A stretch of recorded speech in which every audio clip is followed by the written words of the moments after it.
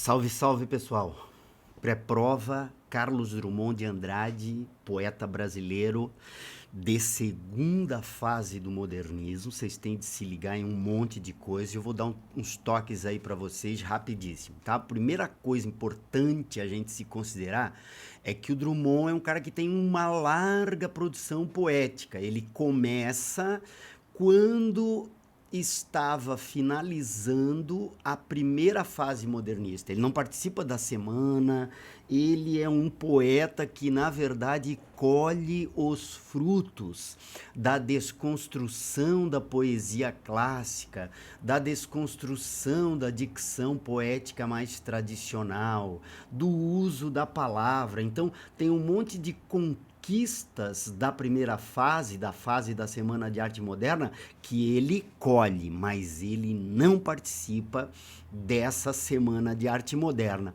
Tá certo? Então, o primeiro ponto que a gente tem de considerar é justamente esse. O Drummond concorda com as conquistas da Semana de Arte Moderna, mas o Drummond não conseguiu participar da realização da arte moderna, tá? Da Semana de Arte Moderna. Então, o primeiro ponto é esse aí. Segundo ponto, igualmente importante, Drummond é um poeta conhecido como o gauche da poesia brasileira, o poeta gauche, ou o poeta do gauche. E o que é o gauche? O gauche é a visão dele do artista, né? Qualquer que seja o artista em uma sociedade que é uma sociedade muitas vezes conservadora, uma sociedade que é uma sociedade muitas vezes castradora, uma sociedade muitas vezes limitadora. Então, esse artista, esse poeta, ele sempre vai ser um desajustado, porque basicamente o poeta é considerado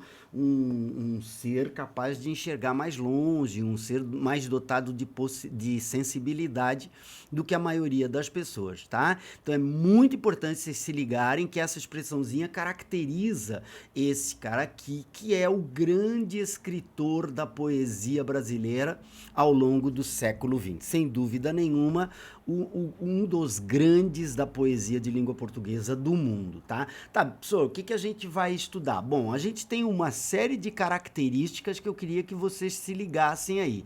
Se a gente fosse dividir, a gente poderia dividir a poética do Carlos Drummond de Andrade numa fase que é modernista, outra fase que é social, e essa terceira fase aqui a gente não vai encontrar na nossa provinha, tá? Ah, porque é menos comum e tal. Para nós o importante é a gente perceber que ele colhe os frutos da Semana de Arte Moderna, usa o humor, usa o cotidiano, zoa muito do atraso do interior mineiro, ao mesmo tempo que ele vai escrever poesia muito fortemente social, principalmente durante a ascensão dos regimes fascistas ditatoriais da Europa, tá?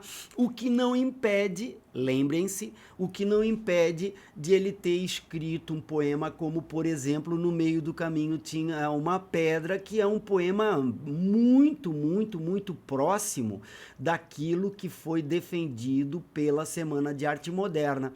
Um poema próximo da maneira de falar das pessoas, próximo da prosa, da conversa, um poema sem pontuação, um poema com erros de português, erros de gramática, tinha, quando o certo seria havia, um poema sem preocupação com aquelas rimas todas tradicionais, todas certinhas, nem com a métrica. Tá? Então, quando a gente fala em verso livre, verso branco, é disso aí que a gente trata a poesia do Drummond. Além disso, como já salientei aqui, num segundo momento ele vai ser um poeta muito preocupado com a condição do ser humano nesse mundo, que era um mundo difícil, era um mundo partido, era um mundo dividido entre duas ideologias.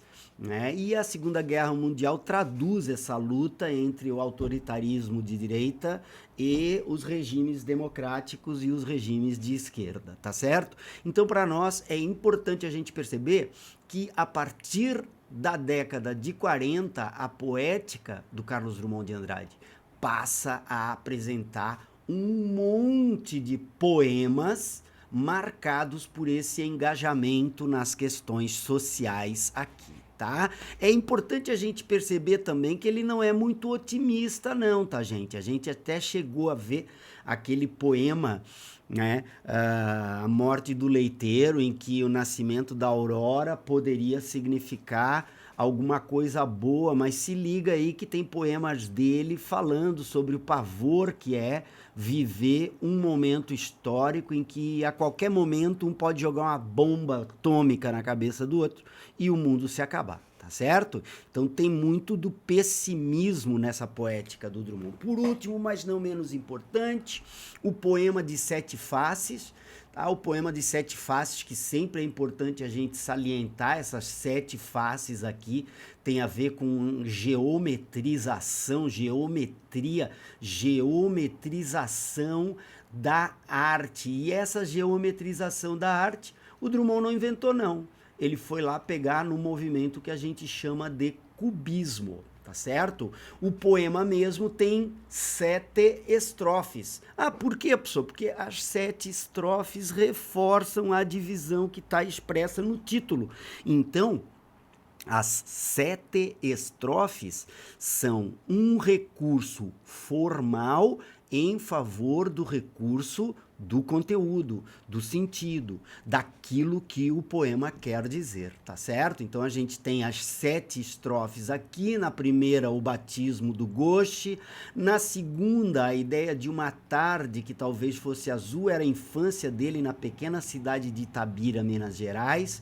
O bonde passa cheio de pernas, ele já está morando em Belo Horizonte, a urbana Belo Horizonte, que tinha até bondes e tal, e ali começa a viver a difícil fase, né, daquele superávit de hormônios da adolescência, digamos assim. Depois a idade adulta, né, essa idade adulta aqui muito marcada, ó, pela solidão, né? Depois uma crise, a crise existencial pela qual todos passamos quando temos aí 30 para 40 anos, alguns passam um pouquinho antes, alguns passam outros um pouquinho depois, né? E depois a gente tem aqui uma referência à poesia, que para ele, né, na lógica que ele está vivendo, é a lógica de um momento determinado em que a poesia passa a ser uma razão de viver, a arte passa a ser uma boa justificativa para continuar se mantendo vivo, né? E o final aqui, gente,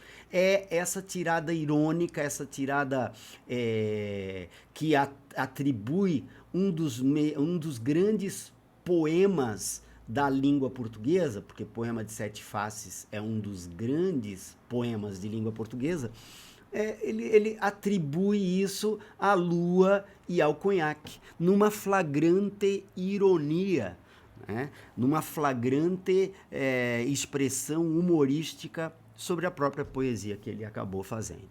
Valeu, meus queridos e minhas queridas, uma boa prova para vocês, vou postar isso aí agora, tá certo? E um bom trabalho para vocês ali, torcendo aí para vocês, tá? Para vocês, principalmente para vocês não virem a me incomodar em 2025, mas eu prometo, terceirão 2025 também será divertidíssimo. Beijo e até mais, galera.